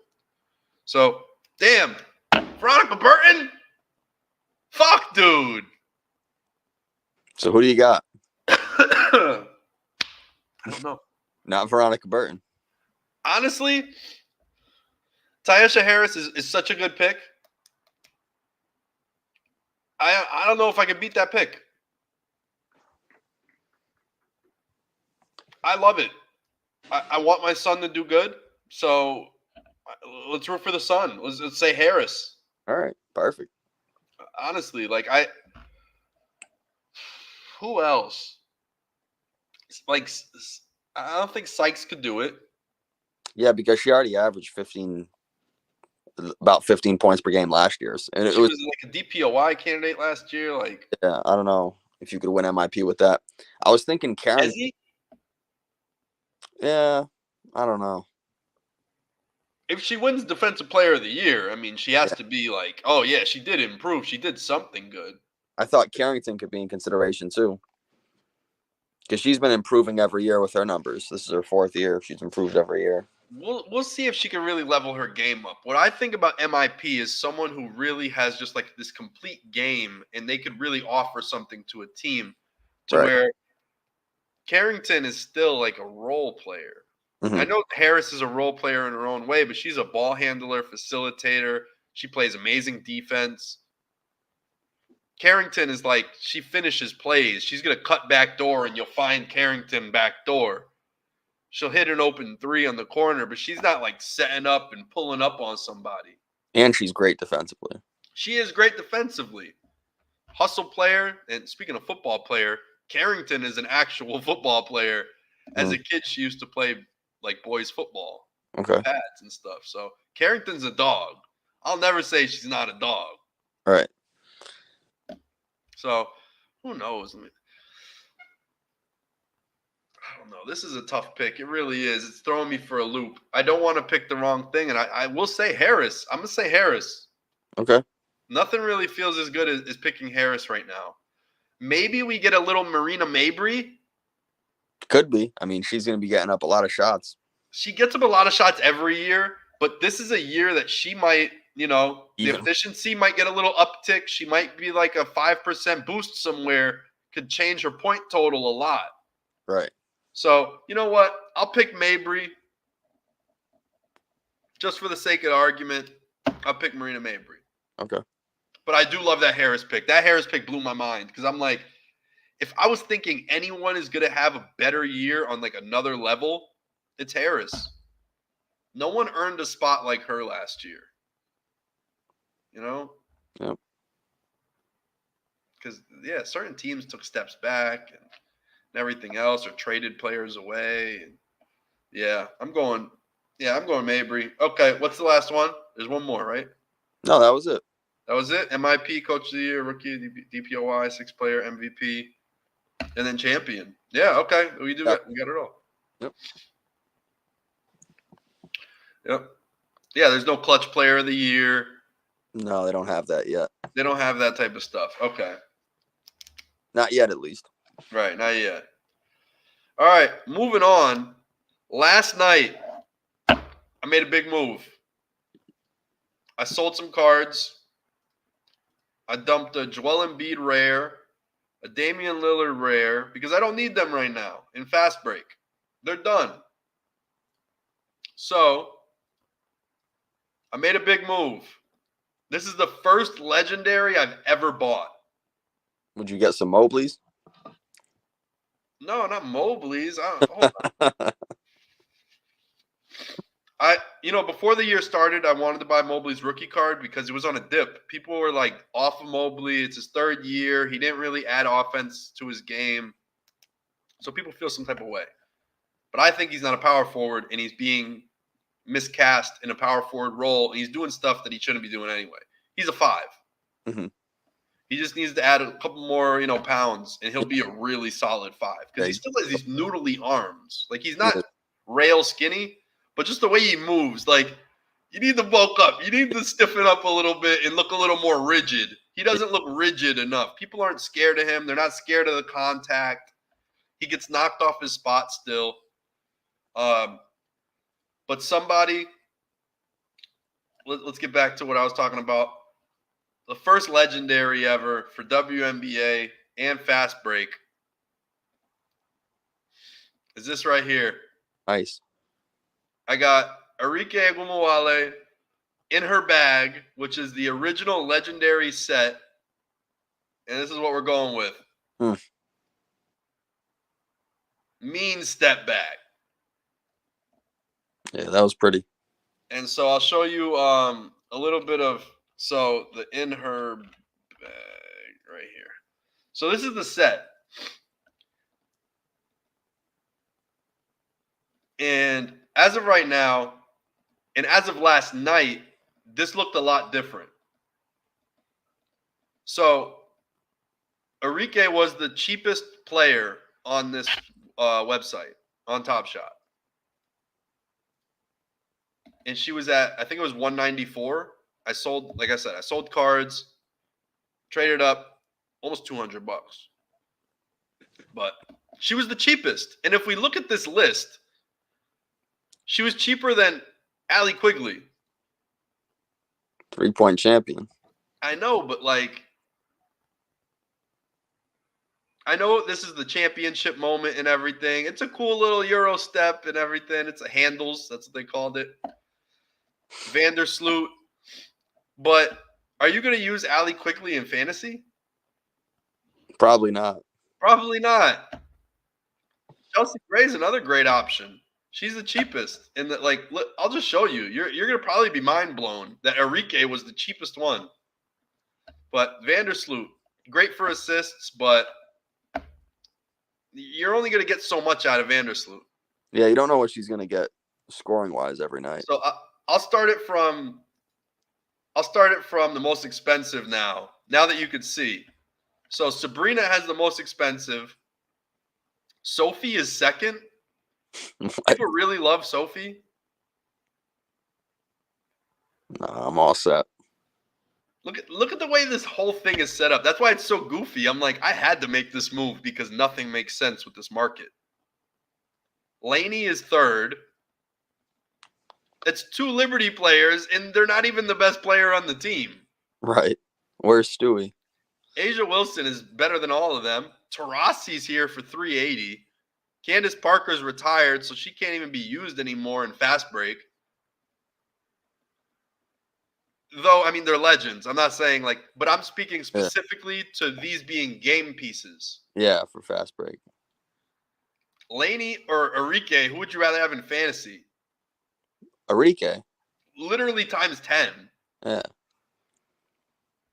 Satu, this is her first moment, actually. And Enrique is going to probably do even more now with Sabally out for at least a month and a half. Thank you. And that was my whole point was I bought Satu's, and then they announced her shoulder injury, and I said, oh, I'm going to sell my Satu's, take the profit, and buy an Enrique Legendary because I'll get 3 uses out of Enrique. Because if I just, the Satu rares that I had, 2 plays. But I've never had a Legendary because usually they're so expensive. But like I said, I made some moves to get WNBA rares, trade up. Now I got the Enrique. Yeah, it makes sense. Yeah. So Skylar Diggins-Smith, 300, Satu's 300, Jonquel, even Bonner, 300, Copper, 250. Sylvia Fowles is still more than Enrique. So I pulled the trigger at 192. I got the cheapest Legendary available, and I think it was the smartest move. Nice. For fantasy purposes, I think Enrique is going to be a fucking beast. And yeah, Satu's out. And Veronica Burton's out. They got Lou, though. They got Lulu. They got JC Sheldon. And I think they got one more young guard. But yeah, Veronica Burton. Why cut Burton? It's a defender. She's a defender. She gets 2 steals every time she's out there playing. You give her real minutes, she's getting 2 steals, and she's earning those 2 steals. But she hardly got any minutes. Right. When she did get run, she did. Yeah. Oh, bro, last night I fumbled the bag. Damn. Can you see? Oh, you can see fast break. Okay. So I was on a heater. And it's if you get all 7, you get the special playoff pack. These are the playoff fast breaks. So I was 4 wins in a row. Last night, look what happens. Hold on. So Mobley got 1 assist and screwed me. Let me see Max Strus because I was going to put Strus in. So what did you need? Assists. Oh, he only got 2, so I would have been 1 short. I would have freaked out more if I would have been 1 short than 2 short. So What the thing is I should have put in Pritchard over Mobley. Because Pritchard last night, I think he had 3 assists in like the first half. Yeah, he's a guard. No, but Mobley's been averaging like 5 assists. Yeah, see, he had 3. So if I started Pritchard last night, I would have won. Damn. But when we look at Evan Mobley stats, share this tab instead. So last night's game, he had 1 assist, but he had 5, 3, 1, 0, 4, 3. I don't know. I had nobody else to pick. I was out of Garland. I was out of Mitchell. And there was one other person. Karis LeVert. I already used LeVert too. So I didn't know what to use. It was either Mobley, Strus, and then Pritchard, because I've used Drew Holiday, I've used Derek White, and then Horford, I think, was the other person. Holiday had 5 assists last night. And Horford only had 2 assists too. So I would have lost everything. Pritchard was like my 5th option, so I can't get mad. I would have never picked Pritchard. I would have picked someone else. I would have picked Strus. I would have picked Horford. This is what it is. But yeah, I lost that. So It's tough. But luckily, I already got to the second reward pack. I already got the 4 wins. It was the 7 wins. If you had to win all 7 days to win the best pack possible, and you get like odds at a legendary, which obviously go for a couple $100 each. So I'm pretty pissed I fumbled this bag. But You play today? yeah, but I mean, even if I win today and tomorrow, I'll only get to 6 wins. I won't get to the 7. Damn. But yeah, here I could show you real quick. Fast break. Where is it? Here we go. Lineup. All right. So it's 5 players for 7 threes and 3 steals. 5 players for 7. I was so set up to win. This seems easy. I know. That's what I'm saying, bro. And then tomorrow, 5 players for 80 points, 25 rebounds. This was going to be the tough night because I used everybody already. Right. Because, like, look, I don't have Luka. All the people who are gray, I already used. And then Porzingis hurt. Maybe Jared Allen. But he might be out too. Because he's missed 6 straight games now. Yeah, it's rough. So PJ Washington, maybe. Strus. Carl Giddey. Should I do Giddy? Carl Giddey, yeah. Carl Giddy? No, not Carl Giddey. Not Carl Giddey. He hardly plays. I know. Giddy's not even playing like that. Not Luke Cornett. He sucks. Dort? No. I don't know who's. There's I'll not do that. Dort. Fuck it. Yeah, That's there's not. all we got. But this is what I'm saying, is I needed to win last night, and then this was the night that I just needed luck. Yeah, there's not that many great options. But PJ Washington, he's been great this series. Yeah, he's dropped 25, I think, at least twice. Mm-hmm. So, yeah, he's doing pretty damn good. Yeah, that's my lineup for fast break. Damn. Dang it. I still can't believe that Burton thing. What are they doing? Do they really think, like, and Lulu is not the type of person you put with Enrique. She's not really a point guard either. So I don't know what they're doing. I don't know who's going to be their point guard. J.C. Sheldon. And that's it? I don't know. You got to look at their roster. Because, yeah, they don't have many guards after that. I mean, as many point guards, just point guards. Strictly passing guards. Yeah, with Burton gone, it's literally Lulu, Sheldon, Jaylen Brown. Yeah, they don't have many. They don't have much. Jaylen Brown's a small forward. I've watched Jaylen Brown play. Like she's a small forward. Sechrist definitely isn't a guard. No, she's a 3 or a 4. And who is? Oh my God, she doesn't even have a profile. Sevgi Uzun. Who is Sevgi Uzun? I don't know. Sure, she was playing for Fenerbahce in the Turkish Super League. She's 26, so she's a vet.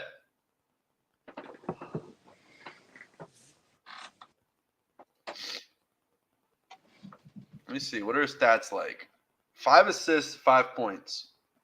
That's what she averages. You got your point guard. Yeah. Maybe. And they don't even play like that. They play like 20 minutes over there, and she's a dimer. So that's their sleeper. Ozun. Yeah, they must be really high on her. Yeah, she's from Turkey. Wow. Okay. Well, yeah. So Lulu's a 2 guard. Enrique's the point.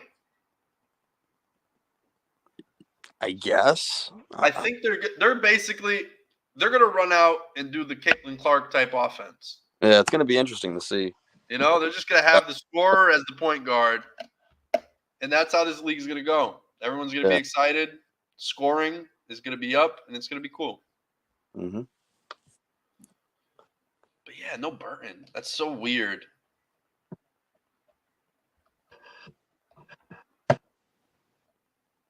Sweaty Hand Segrist is still there, but you cut Burton. Sickening. It is. But Maddie's gonna have to fill in for Satu, Yep. or it's gonna be Jaylen Brown at the 3, because she started the other day for preseason. Jaylen Brown started. Mm-hmm. Her name's hilarious because she went to the same college as Jaylen Brown too. That's cool. They both went to Cal. I actually want to kind of write a story about it. It's a little. It inspires me. These weird stories inspire me to write a little story. Yeah, that's pretty. But what else? Is that done for W? Yeah. Yeah. Oh yeah. Well, our fantasy league is starting soon. Yeah. So we're add one- drafting today. Yeah, but we need to add one more person. Yeah. Hold on 1 second. I gotta sneeze.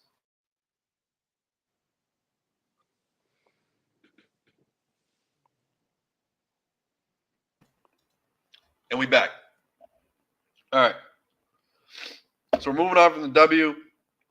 Now, round 2. So today we got the Knicks versus Pacers, and that's about in 2 hours. And then we have the Nuggets versus the Wolves, which is, I forget what time that is. 8:00. Well, 8:00 here, so 5:00 for you. Okay. Yeah. So that's at 5 to 8 p.m., depending on what time zone you're in. But I'm excited about this Knicks Pacers. I do think it's going to be a 5-1. That's just the way I see it. You got the Knicks in 5, you're saying? Knicks in 5. Yeah, I had them. I think I had them in 6 and then, but I could see them. I could see them winning in 5. Yeah, Knicks in 5. The Pacers, I don't know. OG's hurt, so that kind of like makes people worried a little bit. Brunson isn't 100. Worried a little bit with my pick, but I don't know. I just don't think the Pacers have the guys. You know, like the Knicks are missing so much help, and it's an even series. Yeah, and they it feels like the games are so close, and I know it's not even series. It's 2-1 Knicks up, but like it feels close, and it shouldn't be that close in the second round with this many people out, and there's nobody really out for the Pacers. right. And we know Halliburton isn't 100%, but he's still on the court. Same with Brunson too. That right foot injury really showed last night. Yeah. Or 2 nights ago. Yeah. So it's like Tyrese Halliburton. I mean, are we still saying he has a bad hamstring from 3 months ago? No, but he's got back spasms. He's had back spasms now since the first round. And now I think his ankle, there's something wrong with his ankle too. Yeah. But yeah, I just think it's too difficult. They're at full strength and they're not beating the Knicks. They're just not that team. That's the way I see it, but we'll see how it goes. And the Knicks are doing this with like a 7-man rotation now. I mean, because every guy going down. Alec Burks came in last game, had a huge second quarter. Yeah. He played less than a minute in game 2, and now he played like 20-something minutes last game, and he had a huge impact in that second quarter. And Burks is a bucket. Yeah. I was Like, no one surprised. on the Pacers can guard Burks. Yeah, I was surprised they weren't playing him more in the first, or they didn't play him any time in the first round or in game 1 of the second round. But he didn't really play that well since he joined the Knicks for his second stint. Right. But I mean, with all the injuries, you got to try something new. Yeah. Because, I mean, the Knicks offense isn't designed for a ball handler outside of Brunson. Right. Every other position is supposed to just pass, kick, or drive. Yeah. And DiVincenzo had a huge game.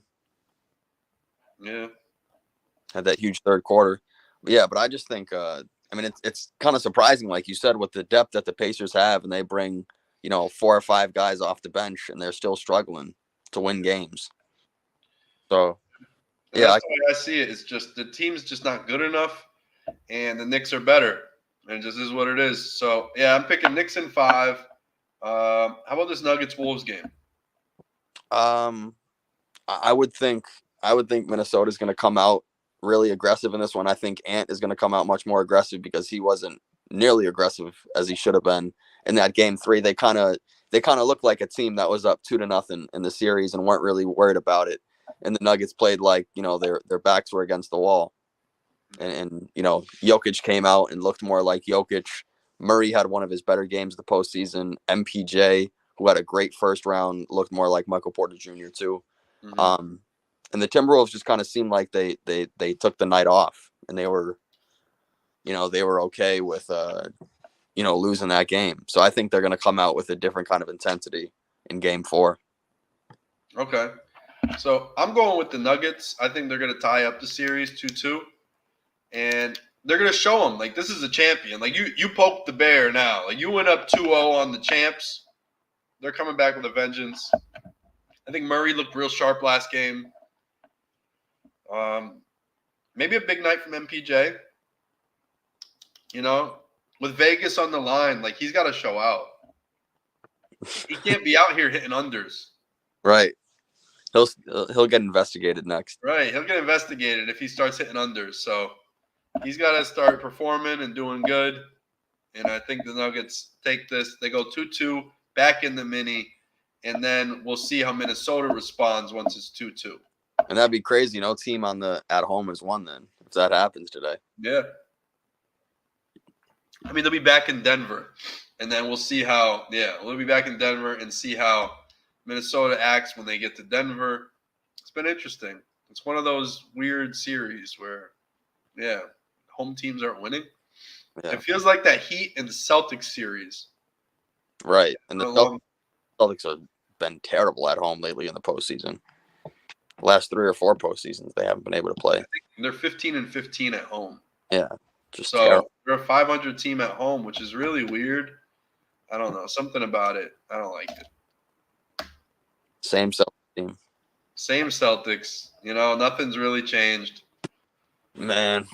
You got Drew Holiday on your team. I told you about Drew Holiday. I told you what he's all about. And Drew Holiday had his best postseason game last night on the road. But he looked like absolute shit the game before that. Oh, he's looked like it all series. He had 1 assist, I think, in the game before last. No, but he's looked horrible all postseason, aside from last night. That's what he does. But he runs around. He has CTE, and then whenever they need him once the people start slamming his unders, they go, "We're getting him again." But Vegas was on the line last night, and he came through in a major way. He was really aggressive in that first quarter. Him and Tatum, I like the way they played. They were taking it to the basket last night. Yeah. Same with Jaylen Brown. Jaylen Brown played really well too. Mitchell lit y'all up. I thought Mitchell was gonna have a 50 ball. Mitchell's lighting us up. Cooking. Yeah, early he was cooking. I'm like, is this like another 40, 50 point night? Yeah, it'd be nice if he could get some help. Yeah. From anybody on that team. Maybe Strus could do something for him. And I thought the Celtics did a little bit better of a job defending Mobley last night, making it more difficult for him to get his shot off in the paint. But yeah, I don't know with the Celtics team. Even when they were up by 23, led by as much as 23 in the second half last night, and I was never comfortable with that lead. You shouldn't be comfortable with the lead at the Celtics. Right. So, but they got it done, and that was a huge win. They had to bounce back, and they did exactly that. Yeah. Yeah. So I think the Celtics are gonna beat the Cavs. They should probably do it in 6 Yep. because they're gonna play with their food again. They're gonna lose. We know the Celtics. They'll be Vegas in it up. They'll be Vegas in it up for sure. A lot of Vegas going on. Thunder Mavs. See, the Mavs were my finals pick. Mavs versus Celtics was my finals pick, and they're up 2-1. So I'm gonna say they're gonna continue to go and beat the Thunder. The Thunder had a nice little run. I thought you Chet's a took the rookie. What? I thought you took the Thunder last week when we were making our predictions. Did I take the Thunder last week? Took the Thunder. If I go to my NBA bracket, I didn't write it down. No, yeah, maybe. let me see my bracket. Oh. Am I not remembering this correctly? Maybe I'm not. Maybe I'm not remembering it correctly. I don't know. But no, I'll show my screen right now. I set my bracket. I got it. Because I took the Mavs. I took the Mavs in 6 for this series. So here's my bracket. Oh yeah, I'm bugging. Never mind. Fake news. Only thing I botched right now was the Bucks. But I botched Timberwolves. Damn, you picked the Suns. I picked the Suns and they got swept, so fuck Nope. me. But yeah, I got the Mavs. I got Mavs and Celtics in the finals. This is my official bracket. I only did one. But yeah, Okay. that's what it is. So we'll see. I'm picking Mavs to win the series, obviously, and I'm picking them to get to the finals. So I don't know what the series is going to be in. It's kind of interesting. Luka's hurt. I think it could go 7. But the longer these series go, the less faith I have them making to the finals because Luka's been so beat up. So let's say they win in 5. That gives Luka time to rest and less wear and tear on him, less wear and tear potentially on anybody. Kyrie is kind of a little injury prone. You know, who knows? PJ Washington can get hurt. Derek Lively gets hurt like every other game, but he just keeps he just puts a Band-Aid on it and goes back out there. And I thought David Goggins is talking to him on the bench. I saw that. He's getting the mental thing going. He's like a warrior up here. He's a Marine. Yep. But I thought experience showed last game for the Mavs. They were able to make the big plays on both sides of the ball. Kyrie had that beautiful left-handed floater to put him up by 5 late. Yep. Shea was quiet in the 4th quarter. But, so I don't know. I'm picking Dallas to take it. I'll say Dallas in 6. Yeah, I have Dallas in 6 as well. Dallas in 6 word. And what's your finals prediction still? I guess the Celtics. I guess I'll take the Celtics in the Eastern Conference. I have no idea what they're going to do. Because them against the Knicks, let's be real. Tatum, Brown, White, all the talent they got, they should beat the Knicks. They should beat the Pacers. They should. I think I'll take the Timberwolves in the Western Conference. I'm gonna take the Timberwolves. I like the T-Wolves pick. The T-Wolves pick is interesting. I just don't know the NBA is going to reward what the owners are doing there. Right. You know? There's just some malarkey going on. And I don't know how everyone's actually feeling about it. What's the truth? Not just on the surface and oh, yeah, they're fighting over the thing and they didn't pay on time and blah, blah, blah. I think people are pissed. It's not even just oh, it's just business. No, I think there's something behind it there. Right. Because did you see what Glenn Taylor did? What did he do? He bought out a minority shareholder in the company so he could have a higher percentage ownership, even though he sold part of the team. So let's say Glenn Taylor owned 70% of the team. He sold 36% to A-Rod. So A-Rod and his group are technically the true owners. They have the majority share. So whenever they vote, their vote matters the most, and whatever they say goes. So they're the owners, basically. What Glenn Taylor did was like I said, so let's say they have 30% or 35, and then Glenn has 30, but he has a little bit less. So he hit up the guy who has like 6% and goes, "Yo, let me buy you out." And he's like, "Sure." So Glenn Taylor buys him out. So now Glenn Taylor owns 36% and A-Rod owns 35. So now Glenn Damn. Taylor still owns the team on them. Damn. And Yeah, it's not their team to call shots no more. yeah, that's gonna get messy. It's weird. It's a very weird situation. And yeah, I don't know. It's very strange. But speaking about the basketball aspect of it, I think if the Celtics were to go up against the Wolves or the Nuggets in the finals, I think they'd take them in 4 or 5 games. I think the Celtics would have a lot of trouble with those two teams. Yeah. I mean, if Porzingis is healthy, I would like to see it because I think they would beat the Wolves if Porzingis is healthy. They just don't have any. They don't have any dogs. I don't know. Porzingis Porzingis is not a dog. is a dog. You're He crazy. he loves being the third option. He loves being the third option, but he's got that FU mentality But that like Tatum doesn't have. Yeah, he's the X factor for the team. He is. He's the X factor, and I think if he comes back, it's Porzingis. He needs to come back healthy and do his thing. But yeah, I'm picking Celtics over everybody. Even the Nuggets. The Nuggets don't look as sharp. I'd say Murray's a little hobbled. Who knows what that foot's gonna do? Right.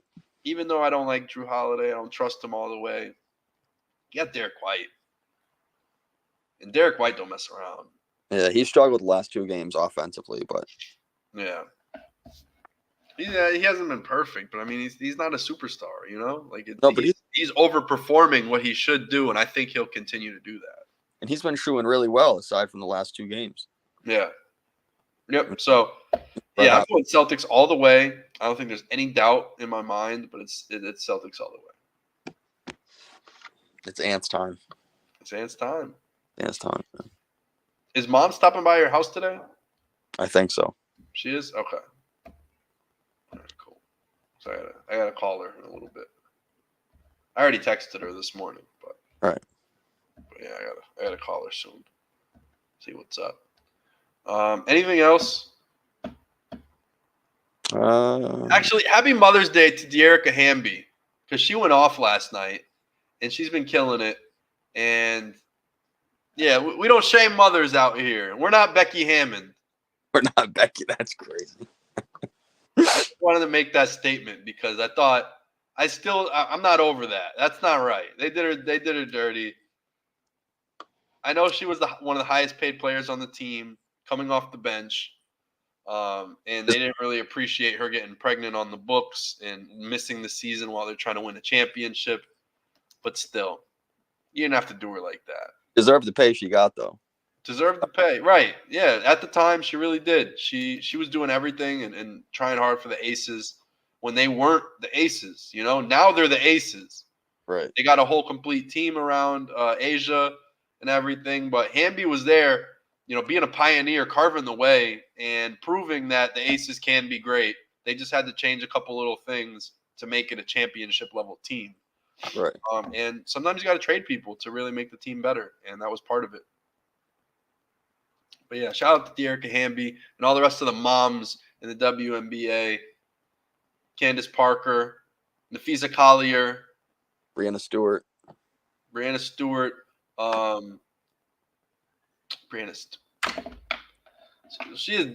She's still a mother.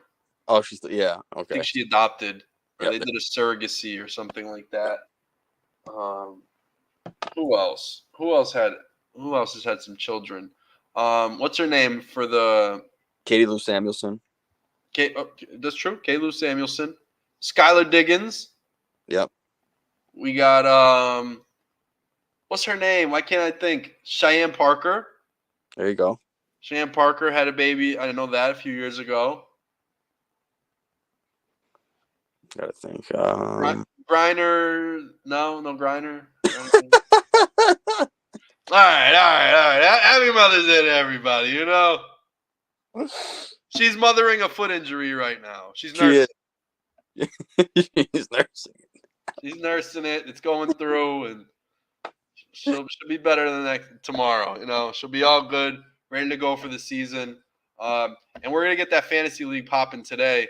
Yeah, we need one more Hopefully player. people ain't pissed at us about the season. When's the season start? 2 days, right? Tuesday, yeah. Tuesday. Yeah. So we'll try to get it popping tonight. If you're in the fantasy league, if you're subscribed and watching the show, be ready later tonight. We're gonna send out the message, let everybody know who is in the league to be ready for tonight. Yeah. All righty. Peace out, y'all. Adios.